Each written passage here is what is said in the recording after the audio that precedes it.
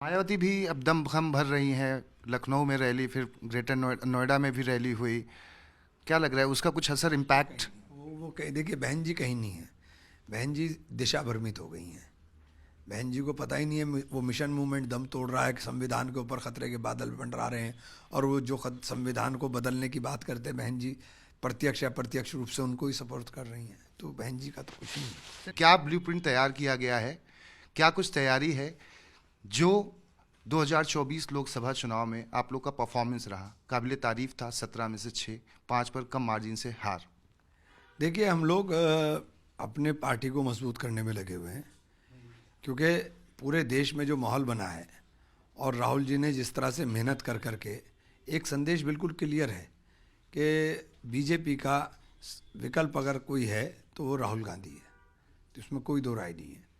तो हम लोग उसी दिशा के अंदर काम कर रहे हैं। क्या तैयारी है? कहाँ कहाँ पर ये बड़ी रैली होने वाली है? क्या इसमें राहुल गांधी, प्रियंका जी या अन्य बड़े नेता भी शामिल होंगे?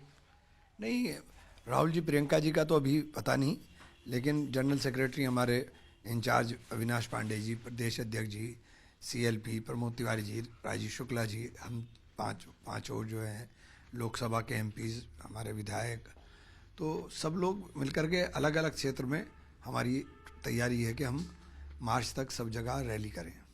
सर, लखनऊ से लेकर बनारस तक ये होना है? हाँ, सब पूरे हर कोने में हमारा कोशिश ये है कि हमारे 18 मंडल हैं, 18 मंडल को हम कहीं ना कहीं टच कर जाएं। क्या 2027 में जब चुनाव नज़दीक आ जाएगा, सीट शेयरिंग की बात होगी, तो उसमें मोल भाव भी होगा इस बार तगड़े रूप में अखिलेश यादव के साथ अलायंस अगर होता है संभवतः? ये काम तो पार्टी का है। देखिए ये काम मेरा नहीं है, ये काम पार्टी का है कि किस तरह से बात होनी है। लेकिन हमारी जिम्मेदारी है कि हमारी पार्टी जिंदा रहे। हम अपनी पार्टी को जिंदा रखेंगे। हम पार्टी को ख़त्म नहीं करेंगे कि हम पार्टी को बिल्कुल सरेंडर कर दें, ये स्थिति नहीं होगी। मनरेगा को ख़त्म करके इन्होंने गरीबों के ऊपर बुलडोज़र चला दिया। मनरेगा एक ऐसा कार्यक्रम था, एक ऐसी योजना थी जो सोनिया जी ने गरीबों को सीधे फ़ायदा पहुंचाने के लिए चलाई थी। अब इन्होंने पहले उसका आकार घटाया, 2020-21 में 1,11,000 करोड़ था, इन्होंने घटा के उसे 86,000 पे ले आए। अब 86,000 करोड़ के अंदर भी इन्होंने 60 और 40 का रेशो कर दिया। ना स्टेट के पास पैसा होगा, ना ये योजना चलेगी। एक आखिरी सवाल, राहुल गांधी क्योंकि जाते रहे हैं रायबरेली से लेकर उत्तर प्रदेश के अलग अलग हिस्सों में, प्रियंका जी जाती रही हैं, तो क्या उम्मीद है आप लोग भी कोशिश करेंगे कि वो इस रैली में कहीं ना कहीं सम्मिलित हों?